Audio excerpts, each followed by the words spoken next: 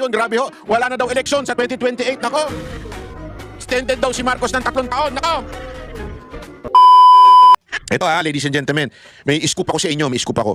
Alam naman natin, di ba, yung kahapon, isang araw, kaya alam mo, ito, wag kayo magi-skip ng video ni Banat Bay. Pag nag-skip kayo ng video ni Banat Bay, mawawala kayo sa takbuhin, mawawala kayo sa mga pangyayari, sa mga eksena. Kaya wag kayo magi-skip ng video ni Banat Bay. Pag-usapan na natin, sino ba nagsabi na walang eleksyon at anong gagawin nila? Oh, ito, walang iba kundi si Senator Amy Marcos. Pasok. Senator.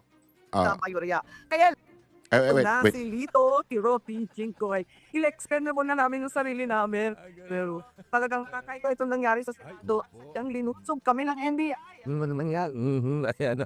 Bago natin pag-usapan yung paglusob, Senator Amy, ha? Ito talagang usap-usapan hanggang ngayon. Mas masahol pa kay Judas. Yon. Yung maghuhudas sa amin. Yon. Diyan sa inyong grupo sa Mayorya, Senator Amy, meron nga bang naghudas na o maghuhudas pa lang? Wala, matatag. Solid Matatag, na solid ang yun. 13 senators namin sa Solid na solid, palakpakan. Chis Escudero, solid tayo ha. Huwag kang bibitaw. Jingo Estrada, solid tayo. Huwag kang bibitaw. Oy, kumare, huwag kang bibitaw. At saka syempre, yung iba pa, sino ba? Kayo mga nababalita, alam naman natin, si Villar, yan. Huwag kayong bibitaw ha. Kayong dalawa dyan. Stay put lang kayo dyan. Kung hindi, naku po, susumbong kayo sa tatay. Pag kayo bumitaw, naku, yari kayo sa akin ha. Huwag kayo bibitaw dyan. Hindi kasi yung iba, ano naman yan eh. Siyempre, alam naman, hindi naman bibitaw yan si Bato, si Pia Cayetano, at saka yung si Bongo, tsaka sino pa ba, si Senator Robin. Hindi yan, talaga solido. Tsaka si Marcoleta, o si Senator Amy. Yung the rest, yun yung medyo nanggaling sa ibang partido at alam naman natin hindi sila yung talagang Duterte. Pero gayon pa man, para sila sa bayan, kaya sila naandi dito. Kaya palakpakan natin. Hindi, totoo naman. Alam mo, pag ikaw nasa bayan ka talaga, dito ka talaga papanig eh. Kasi alam mo, tinatarantado talaga rin ng gobyerno ng to. Alam talaga natin na ginagago tayo. Di ba? Mantakin mo. Ito tinan mo to. Makinig kayo. Isipin mo mga kababayan ha. Sa dami-dami ng i-issuehan ng warrant, ididemanda. Sino? Oh. Una, nilabas yung kay Jinggoy. Putang ina ni isang Sorry. Sorry. Si Masen. Hindi, di ba, isipin nyo to. Makinig kayo mabuti. Ang sa flood control, sino dinimanda? Si dating Senador Bong Revilla. Di ba? Mantakin mo ha, ang tama nga sinasabi ni Sir Jack taga Cavite. Pero yung flood control na binibintang sa kanya, Bulacan. Anong katarantaduhan yun? Di ba? So, napakalabo, di ba? So, doon pa lang malabo na. Ayun si Jinggoy. Di ba? Isa pa yan. Bakit kanyo? Kasi nasa majority yan. Bakit? Ang hindi natin maintindihan ito. Sa dami ng kontraktor na kongresista na ang dami nilang allocation. Mantakin mo, congressman ka. Nag-allocate ka. Tapos ikaw pa yung kontraktor. Tapos hindi ka na demanda. Pasensya na po pero medyo matinding kalokohan ho yan. Matinding kalokohan ho yan. Sana kung ang dami yung kontraktor yan. Sino ho ba nagsabi? Kami po ba? Kami po bang mga Duterte, nasa sa side ng Duterte? Hindi ho. Mismo yung presidente ninyong sinasamba ninyo, sinabi na maraming kontraktor. Pinangalanan niya yung mga kontraktor. ICC mismo, ICI nagsabi mismo ng mga congressman na kontraktor. Pero hindi kinasuhan. Mantakin mo, ikaw na yung nagbigay ng allocation, ikaw pa yung kontraktor, ikaw pa yung hindi nakasuhan. Yung mga bintang-bintang lang na mga opisyal ng gobyerno, siyempre, pambihira, ito tingnan nyo ito mabuti Ikaw taga-gobyerno. May kasalanan, nagnakaw ka, aminado ka, nagsoli ka ng pera. Tulad ni Bernardo, Yusek Bernardo, taga DPWH, umamin siya. Nagsoli siya ng pera. Tapos ngayon, gagawing state witness. Tapos ituturo yung mga nandun sa kalaban ng administrasyon. Hindi ba obvious yun? Hindi ba obvious yun na tangina inutusan ka? Inutusan ka na ituro yung mga nasa kalaban, tapos ikaw, libre ka na sa pananagutan. State witness ka na. Di ba napaka-obvious naman po niyan? Ganyan nung ginagawa dito sa ating bayan. Kaya nga, bakit? Bakit inuubos ang kalaban? Ito ang dahilan. Itong sinasabi ni Senator Amy. O, pasok. mayorya. Kaya lang, maya-maya, kinugulo kami. Natuklasan ko na talaga naman mabigat kasi ang nakapusta dito sa liderato ng Senado. Naku po, Bago pa patay tayo dyan. kami nagtipon-tipon, talagang meron na silang usap-usapan. Hindi lang yung aresto ni Senator Bato. Medyo isa lang yon, cover story lang yon. Yung pala, Nako. may usap-usapan na bago magbotohan sa Kongreso na kinakailangan daw, yung meeting ng liderato noon, ng Senado, ng liderato ng Kongreso, ng mga administrasyon, cabinet officials at iba pang negosyante, na kinakailangan daw kung hindi daw at hindi daw lulusot yung impeachment kasi wala nang boto sa Senado, pagkatapos mananalo pa si VP Sara sa 2028, ang gagawin na lang talaga papalitan ang konstitusyon. Dadagdagan ng 3 taon ang kasalukuyang kongresista at pati na rin ang Pangulo. Ikakasanan nila ang CONAS saan ang eleksyon ay para na lamang lokal na posisyon. Extension. Grabe, oh. Extension. Lokal na posisyon na lang. No election sa national. Oh, hindi ka ba papayag? Bakit? Senator ka. Madadagdagan ka, hindi ka na kailangan gumastos. Remember. Hindi kasi valid yung logic na, hindi, mananalo naman, mga kilala naman kami. Yung sa minority. Hindi yun. Ang issue dyan, yung gastos. Tandaan ninyo, di ba? Ang sabi nga nila, for you to be able to have a chance of winning, you have to spend at least 500 million to be a senator. Ganun sa Pilipinas. Saan mo ngayon pupulutin yung lintik na 500 million na yan? Di ba? Mamamalimos ka sa mga negosyante. O, mahihirapan ka, trabaho yan, mahirap yan. Mag-iikot ka. O, malaking benepisyo sa'yo pagka no election. No election? Aba, extended version. O, matindi po yan. O, kaya nga, yan yung yan yung binabargain doon sa mga pinalilipat sa kabila. Dito sa kampo ng administrasyon. Para pag kayo lumipat, extended kayo for 3 years. Less gastos yan. Malaking bagay mga kababayan. Hindi biro ang 3 years. Yung gastos na maliligtas nila dyan. Tuloy. Ng 3 taon. Tapos, papalsan pa daw yung edad ng Pangulo. Gagawin Nako! ng 50 years para hindi makasakbo at disqualified na si VP Sara. Yon. Alam mo naman si VP Sara Duterte, bata-bata pa yan, di ba? Gagawin daw 50 years old ang default. Para bagang 49 pababa o 50 pababa. Hindi, 49 pababa. Hindi pa pwedeng tumakbong presidente. Kailangan 50 pataas. Hindi pa aabot si VP Sara Duterte doon. Ganun nila winawalang niya ang eleksyon natin. Ganun nila wawalang niyain. To the point kasi, ito kasi yan Wala talagang panlaban kay VP Sara Duterte. Number 1, ayaw talaga ni Leni Robredo. Ayan, naririnig ko dun sa mga talagang malapit sa Robredo camp, ayaw talaga niya. Gusto niya munang ayusin at pangalawa, hindi po kasi united ang Pinklawan at Dilawan. Totoo ito. Ito, nadidinig ko ito sa mga natin, sa mga talaban natin. Diyan sa palipaligid. Hindi po kasi united. Meron pang girian. As a matter of fact, si Leni Robredo bilang Pink at yung mga Dilaw, merong hindi pinagkakasunduan. Kaya, ayaw na lang muna ni Leni Robredo. Although they will support each other just in case somebody run from their camp. Pero, hindi talaga sila yung united as tulad ng Duterte camp na talagang Duterte yan. Yung Duterte brand of leadership talagang united. Sa kanila, hindi daw.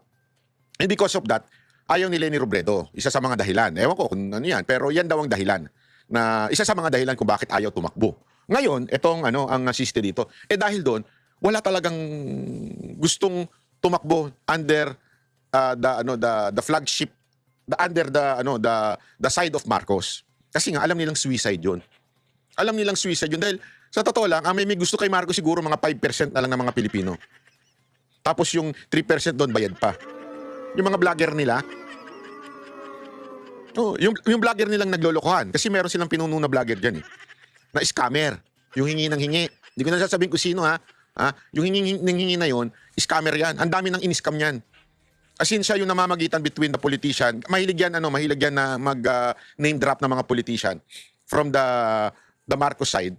Tapos siya yung kickback. Tapos, barya lang ibibigay dun sa mga squammy niya na mga vlogger. Alam mo kung bakit?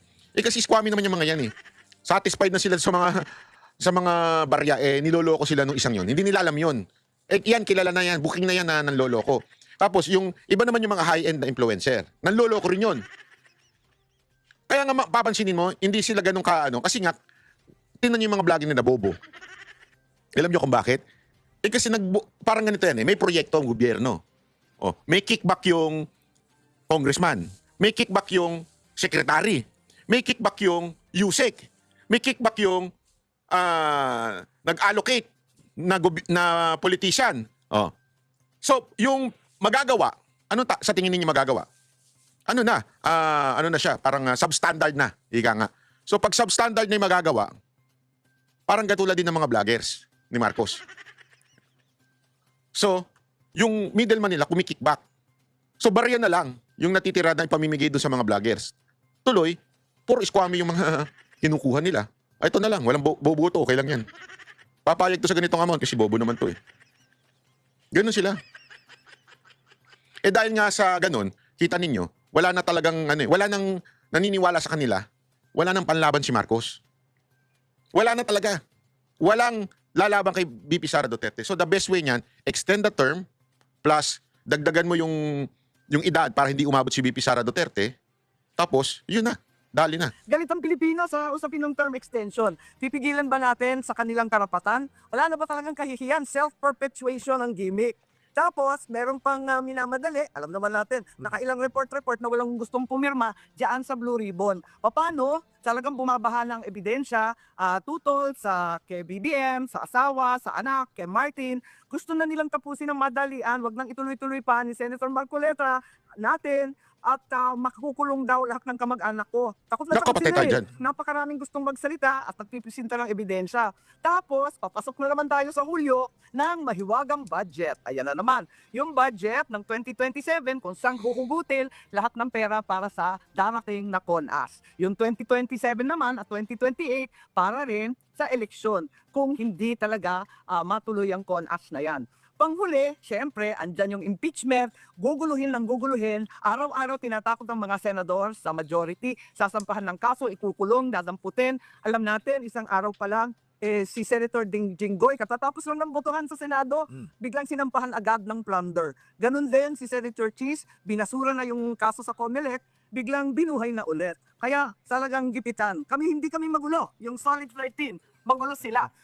Bakit parang kinakabahan si Senator Marcoleta na baka daw maghudas? May mga maghudas o yung daw maghuhudas ay daig pa ni Judas. Mga ganyan. Kasi Lola, balit kasi nga, okay. pinagipit kami, hindi dahil naghuhudas yung ilan sa amin, kundi dahil talagang kinakasuhan ng lahat. Yun ang problema. Talagang tinatakot, mayat-mayat may tumatawag na cabinet member, mayat-maya may gating mga negosyante, ang dami na nakisawsaw. At nakakatakot talaga. At higit sa lahat, siyempre, kakabahan ka talaga pag may sumusunod sa'yo, katulad ni Naku! Robin. Ayan, si Bato. Sino ba naman Naku! hindi kakabahan? Sang katutak na buntot. Ang Naku! sumusunod kahit saan ka pumunta. Ayan sino ba yung cabinet member tsaka negosyanteng nakikialam, Senator Amy? Bahala ka na, magaling pedo sa DCRH sa blight type. Alam na ninyo. Alam na ninyo yan. Kayo pa. Grabe, no? Sinusundan daw si Robin Padilla. Hindi, alam mo, normal yan. I mean, hindi ko sinasabing normal in a sense na normal. Pero normal sa administrasyon yan. Yung mapraning.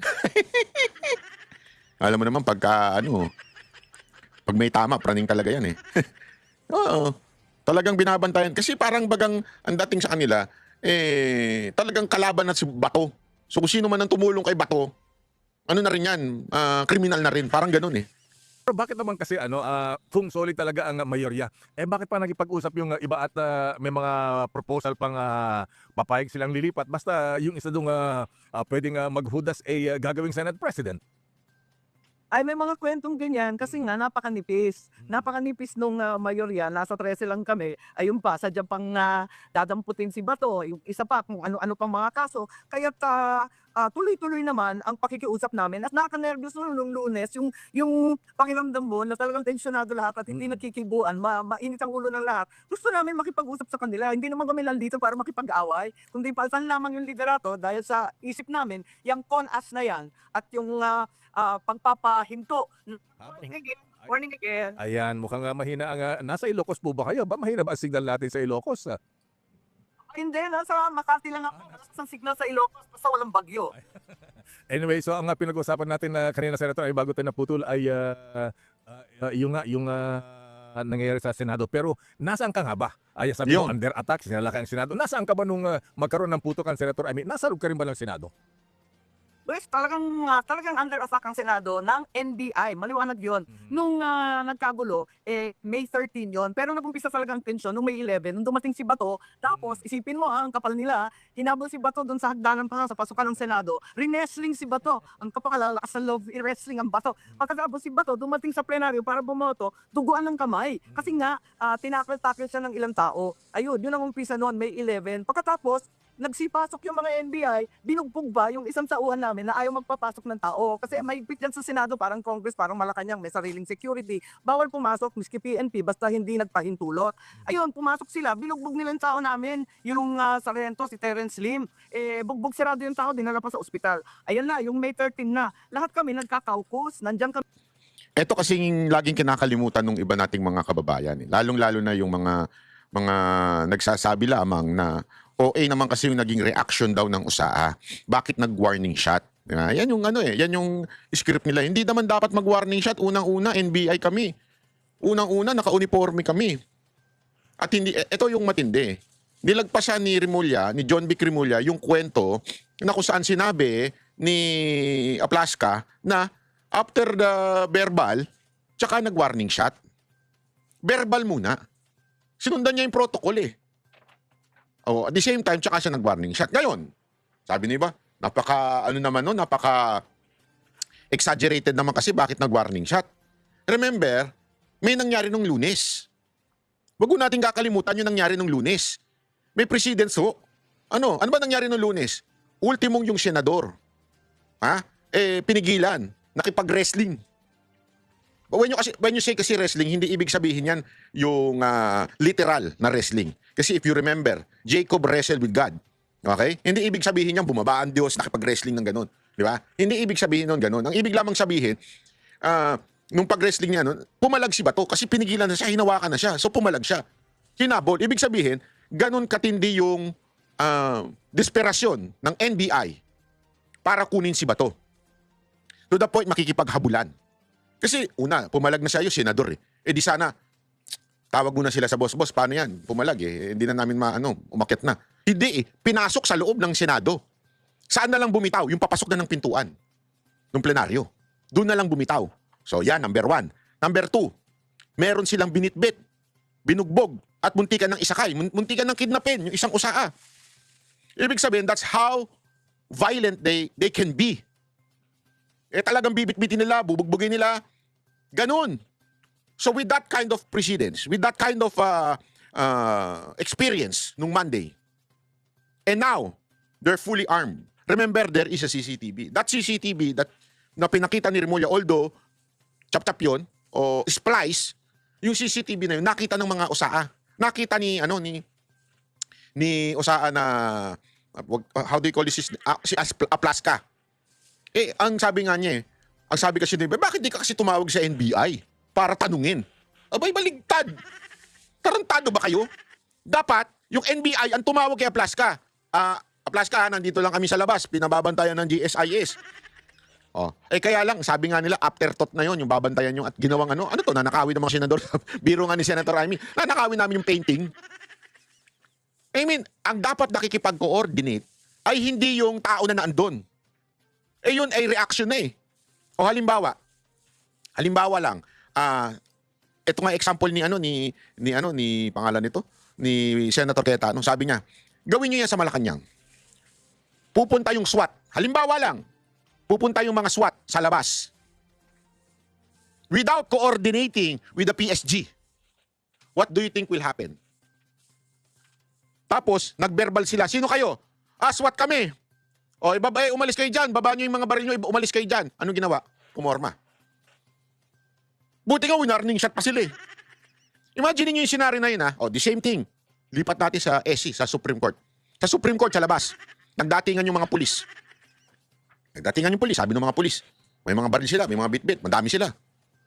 Hindi sila nakipag-coordinate sa security ng Supreme Court. Biglang tinanong sila, sino kayo? Hindi kayo nakipag-coordinate. Pulis kami! Umalis kayo dito, hindi kayo nakipag-coordinate, walang coordination yung boss nyo sa amin. Kasi remember it happened many times. Di ba nakikita natin enkwentro ng NBI at ng PNP? Kasi parehong operation, hindi nag-coordinate. Kaya nga iniiwasan na yan eh. Nangyari na yan recent, di ba? yung nagbarilan sila? Kasi nga there was no coordination.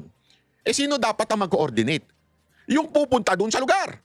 Abay dapat, SWAT ka, pupunta ka ngayon sa Malacanang kasi pinababantayan sa inyo ng NCRPO. Halimbawa, NCRPO, nagpapabantay, o bantayan nyo yung Malacanang sa labas.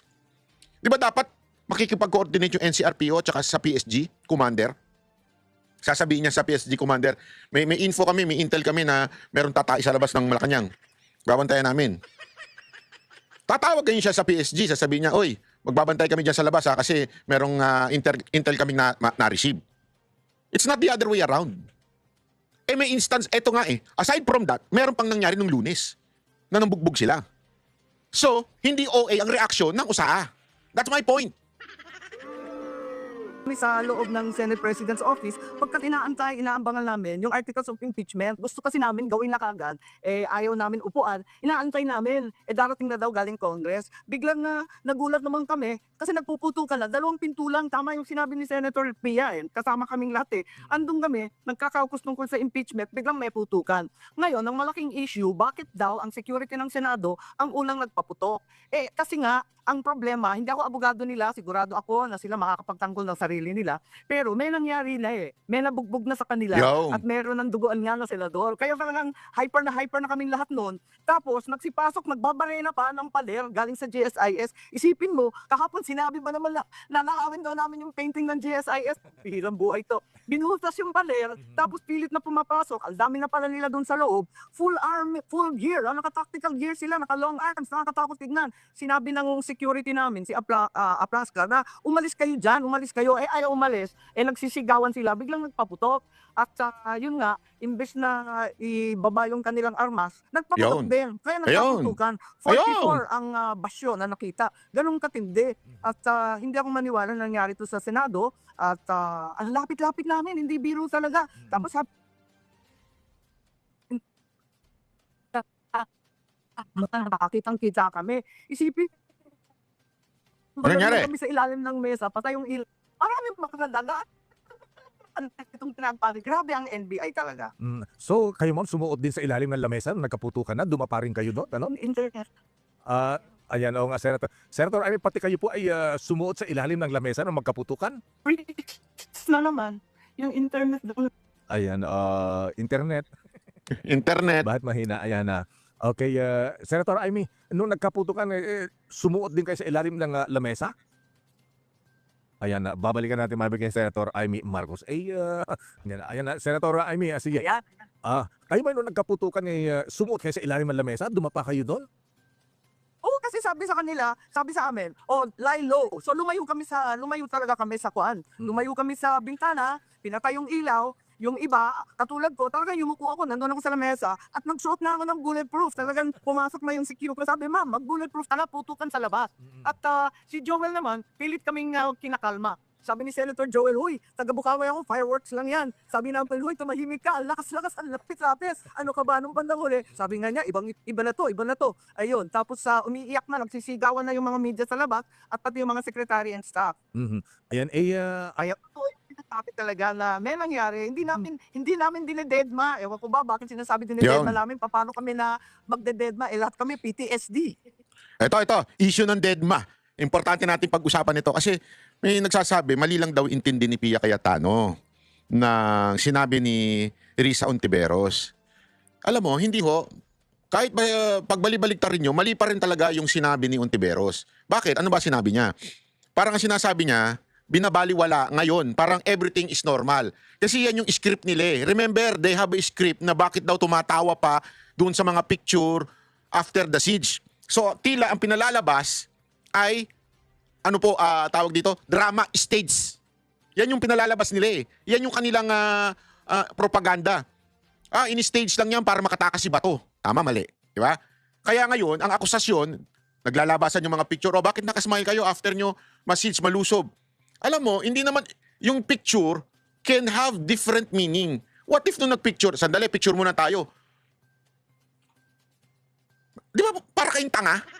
Even if after the siege siya, even if something happened, hindi naman ibig sabihin na, tara, selfie muna tayo. Kung ano yung atmosphere ngayon, ganun tayo dapat Dapat malungkot tayo Hindi, di ba? Kahit pa paano, you try your best to smile. Kasi may mga picture doon na nakasmile si Cayetano, tapos nandun si John Vic. Alam mo yun, una-una alam mo, if you would really meet SP Cayetano, si SP Cayetano po, napaka-ano niyan positive sa buhay. Kasi nga po, Christian siya, so ang pananaw niya sa lahat ng bagay, yan po pinahintulutan ng Panginoon at hindi dapat mag-worry. Although, there are times that you would have to be worried. Ganun kasi ang buhay. Di ba? Ang buhay parang si David. Alam niyo si David? Si David, happy yan Very passionate yan Si King David ng Psalm, sumulat ng karamihan doon sa Psalm. Ano siya masiyahin, di ba? Sumasayaw nga siya, ganyan. Pero there was a time na nagreklamo rin siya sa Panginoon nung hinahabol na siya. Nagtago siya sa cave. Pero sometimes you would realize kasi that emotion is just an impulse. O yung reaction mo doon sa pagkakataon. But eventually, pag nanalangin ka from your heart at ano mo yung Panginoon, doon ka marirelax Diba? Kaya nga, diba, sabi doon, do not worry, do not be anxious, but in everything by prayer, thanksgiving, and God's peace. Yan yung mahirap unawain ng mundo na to. Na amidst all what is happening right now, yung hirap ng buhay, yung trabaho, pagpapagod, you can smile. Diba? You can have peace. Kaya nga, diba, ang tawag dun sa ibang mga Christian si Raulo? Kasi, ba't ka nakatawa? May cancer ka na nga. Bakit ka masaya? Kasi when naiintindihan mo that God has a plan, you can smile. You can have peace. Kasi if galing sa Lord, dapat ka mag-smile. Dapat kang tanggapin mo na lang. Oo, sa simula, medyo mayayanig ka, pero makakatawa ka. So yan po yung script nila. Ang script nila, parang walang nangyari. And that part na parang walang nangyari, yan pumutok si Pia Cayetano. Sandali, hindi para sa amin parang walang nangyari, kaya tayo nagtuloy-tuloy. Kasi ngayon, papansinin ninyo ibang-iba ang response ni SP Cayetano sa ine-expect natin. Na dapat mag-retaliate. Ako rin, kahit ako Yun ang ine-expect ko di ba? Kaya nga yung video ko kahapon, yun din sinabi ko Dapat mag-retaliate, dapat mag-revenge, dapat magalit. Yan talaga Kaya lang, kung papansin ninyo, yung tao prudent pagdating sa ganyan, sa leadership. Hindi siya, hindi siya natitibag. Hindi, tuloy natin tong impeachment. Monday, nag-convene ng impeachment court. Tuesday, ayusin natin yung mga committee heads. Di ba? Sunod-sunod na, trabaho na. Kasi alam mo, yan si SP Cayetano. Trabaho iniisip. Ngayon, nami-misinterpret tuloy siya nitong Ontiveros ito. Bakit parang wala nga Epal kasi, bumigay tuloy yung kapatid ni SP. Hindi sa walang nangyari. Kaya lang, people are expecting more from us na magtrabaho. Kasi ganito ganito makakatarantado yung mga demonyo na mga traidor sa bayan. Ganito sila kakatarantado. Pag diniscuss yung hearing, ang sasabihin nila, ang dami pang trabaho, dapat ayusin. Wag na tsaka ng hearing dyan sa NBI tsaka kay Bato. Ang daming trabaho. Di ba? Ganyan sila Pero, pag hindi nag-hearing at nagtrabaho, bakit parang walang nangyari? Kasi nga, you just... Bitter kasi kayo. Yun lang yun. Bitter kayo na nagawang kayo ng leadership sa Senado. Do you understand? Ganyan kayo ka-bitter. Lahat na makikita ninyo doon sa tao masama. Gusto mo example? Ganyan ka-bitter yung mga iniwan. Totoo yung mga iniwan ng jowa nila. Ganyan sila ka-bitter. Pag nag-sorry yung gagalit. Pag nag-move on, bakit ang bilis mo mag-move on? Ganyan Pero pagka hindi nag-move on, mag-move on ka na. Bitter kasi. Yan si Ontiveros, bitter yan Ang sabi ni Director Melville Matibag ng NBI, Senator Amy, kaya daw sila nagpunta ng Senado, ayan, nakausap din natin si President Vic Veloso ng GSIS. May mga tao doon na naka-G-Hub doon sa building nila sa GSIS, kaya doon humingi ng tulong sa NBI.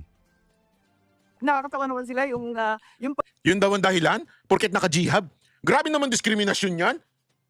Grabe naman. pag-usap sa amin, nandun na pala yung mga NBI nung umaga pa. Nung May 11, nandun na sila. Wala pang GSIS sa Excela. Nung May 13, umaga pa lang, nag-aaligid na sila. Yung sulat ni GSIS, too late the hero naman. Halatang halata Alas 4, sabi ni Presidente, pinalayas na niya yung NBI. Pero, alas 5 lang dumating na nagpapasaklolo yung GSIS at nanakawin daw yung painting nila. Nakakatawa naman sila, napaka-late. At wala namang binanggit na painting na ipagtatanggol at may tangkang nakawin. Wala namang ganun Parang excuse na lang after the fact. Nakakatawa nga Pero eto nga, talong-talo kami sa communication dahil lahat yan ang sinasabi. Ang hindi namin na-connect, meron palang balak na magkaroon ng CONAS. No, Agree ako dyan. Mahina kayo sa communication. Alam mo kung bakit? Hindi kasi kayo nagbabayad. Oh, which is good. Di ba? Eh kasi yung kabila nagbabayad. May mali-malita sila eh. Kaya kita ninyo, aktibo. Pati yung, eto pansinin nyo, iisa kwento at paulit-ulit yung media. Kaya nilang bayaran ng media eh. Kayo kasi hindi kayo nagbabayad ng media. Oh. Subukan nyo, hindi, eto. Bakit mainit ulo ko dyan? Kasi yung mga, pasensya na, excuse me pwedeng takpan nyo muna yung tenga ng mga anak ninyo ngayon makikinig sa part na to. Please lang, mga 1 minute, okay? Pakitakpan nyo winaring ako na kayo Kasi yung mga putang inang bayarang media na yan, yung mga pukin ng inang mga media na yan, sa totoo lang, dati dirindiri kayo kay Marcos. Dati lahat pinagbibintangan nyo, diktador, magnanakaw, lahat. Ngayon, pukin ng ina ninyo, porket nakatanggap kayo ng maleta, kulang na lang, dilaan ninyo ang tumbong ni Marcos. Yan ang katotohanan. Huwag kayo magmaang-maangan. Dati dirindiri kayo eh.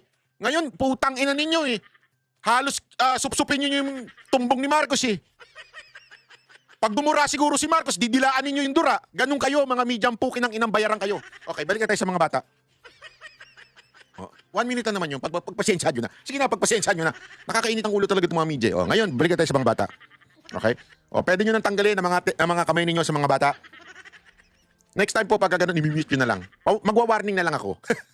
pala ang pakay. Hindi lang naman pala si Bato, dahilan lang yun. Nagkataon lang na lumabas yung desisyon ng Supreme Court na bigyan lang 72 hours at hindi nabigyan ng TRO.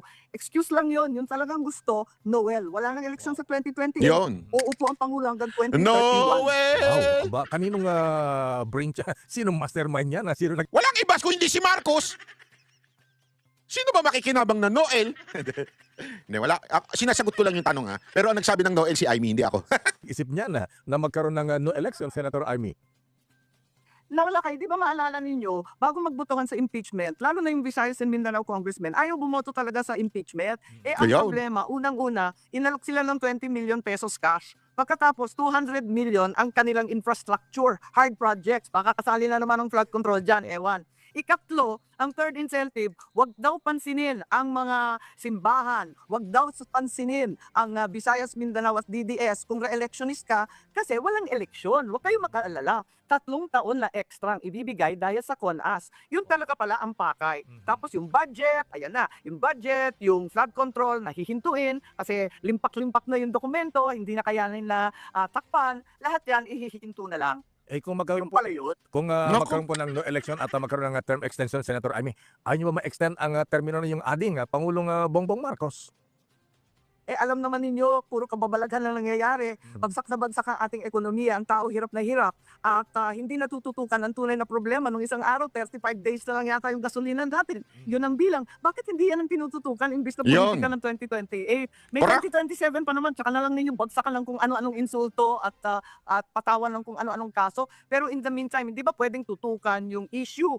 Diyan sa atin, sa Ilocos, yung mangga, pinamimigay ko na lang dito sa Maynila dahil hindi na inaani sa atin, wala naman daw silang pambili ng krudo para i-truck sa Maynila at ibenta. Ganyan din sa Baguio, yung pechay, di na, nabubulok lang dyan sa lupa. At sa bukid lahat ng mga inaani. Pagkat wala naman, pambili ng krudo. Tapos, nagtataas na ng bilihin. Nako, maraming problema talaga. Bakit hindi na lang yun ang tutukan? Yun. Nabanggit nyo rin kanina, ayan, totoo yan, Senator Amy, madami nagre-reklamo niyan.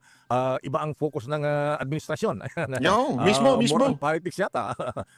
Pero bago yan, Oo, talagang very, very, very political masyado. Tapos, yun na lang ang tinutukan day and night. Nako, pambira naman. Paano yung ating mga bat? Nako, minadali kami sa excise tax. Nabigyan daw sila ng excise tax. Hanggang ngayon, hindi naman tinatanggal yung excise tax sa crudo, sa diesel, sa gasolina. Bakit pa kami minadali? Hindi naman pala action na. Nakailang buwan na tayo. Wala naman. Yung ibang bansa, kung ano-ano ang plano nila, kung ano-ano. Yung ayuda natin, one time, big time, 3,000 pesos.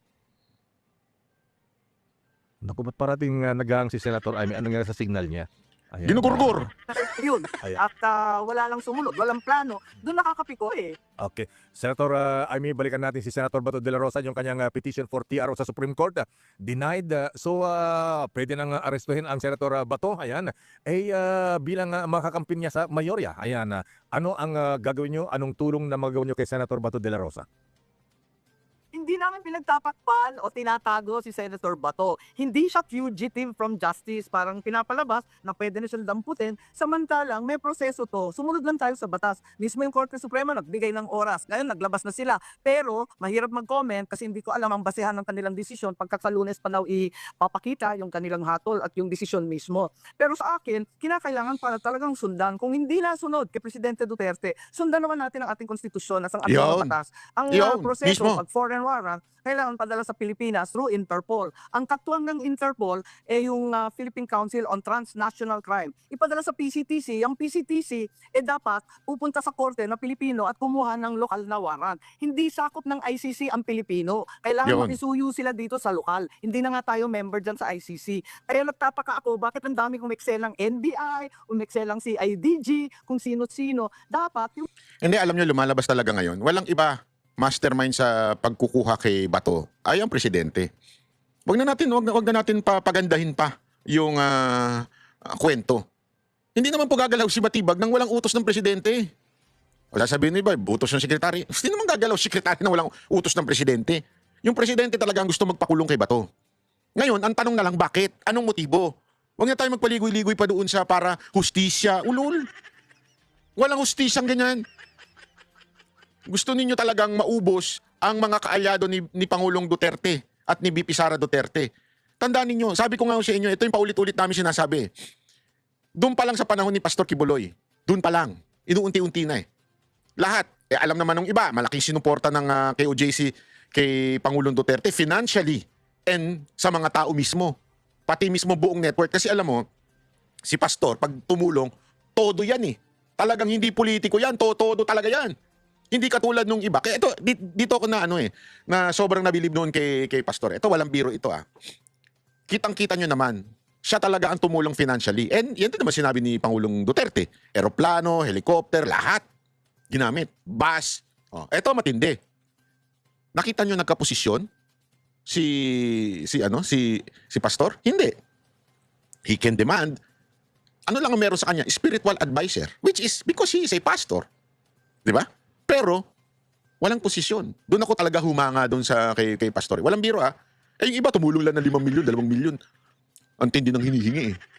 Ay, maraming ganyan. Pero ito, sa tindi ng tulong nito, walang hiningi. Kaya nga siya tinanggal eh. Noong una siya agad ang isa sa mga unang tinarget. Hindi kasi tayo pumalag eh. Kasi marami sa atin hindi pa solve kay Pastor eh. Sa totoo lang, merong mga Duterte supporter na hindi solve kay Pastor. Pero ngayon napapatunayan ninyo na yung tao ang loyal talaga kay Pangulong Duterte at sa mga Duterte. Ngayon, suporta pa rin eh. Makikita nyo naman, hindi bumigay ang SMNI. Kahit na nasa kulungan na si Pastor. Marami bumibigay na pagka nasa kulungan na eh. Ito let's be honest, let's be true. Pag ikaw nakulong na, you would do everything para makalabas. You would do everything to have a deal. Sa tingin ninyo, hindi kayang gawin yan with the SMNI as a power, with the financial of the entire church? They can. Pero bakit hindi? Kasi nga, naninindigan para sa bayan. Ang SMNI hindi gumanon. Pansinin nyo. Marami dyan nakaalyado. Halimbawa na lang, yung mga congressman, ang dahilan pa nila, kasi mawawala ng aming distrito. Hindi kami mabibigyan ng dito sa distrito namin. Ang babaw ninyo. Alam mo kung bakit? Kasi kailangan nyo yung boto. Yun ang katotohanan. Boto ang kailangan ninyo. Hindi yung para matulungan nyo yung distrito nyo. Huwag tayong maglukuhan. Kaya mga kababayan, ako'y nananawagan, lalo na sa Visayas at Mindanao. Alam ko, marami tayong followers dyan, mga banateros dyan. Yung mga pumirma sa impeachment ni VP Sara Duterte dyan sa Kamara, ekis nyo yan Kung talaga meron kayong paninindigan, i-ekis nyo yan sa kahit binibigyan kayo ng pera nyan. Tanggapin nyo yung pera kasi pera nyo yan eh. Pero i-ekis nyo sa eleksyon, huwag nyo papanalunin. Kasi ang daming kaalyado ni VP Sara Duterte, sumipsip kay VP Sara Duterte, inangat ang kamay ni VP Sara Duterte nung panahon nung eleksyon at tinulungan din ni VP Sara Duterte pero inimpeach si VP Sara Duterte sa ngalan ng pera at walang prinsipyo sa buhay. I-bash nyo yan. Hindi, wala namang problema sa ibabash eh. When I say i-bash, i-criticize nyo yan. Karapatan nyo yan bilang Pilipino to criticize your leader. It's your responsibility as a Filipino. Iparating nyo yan sa mga congressman ninyo.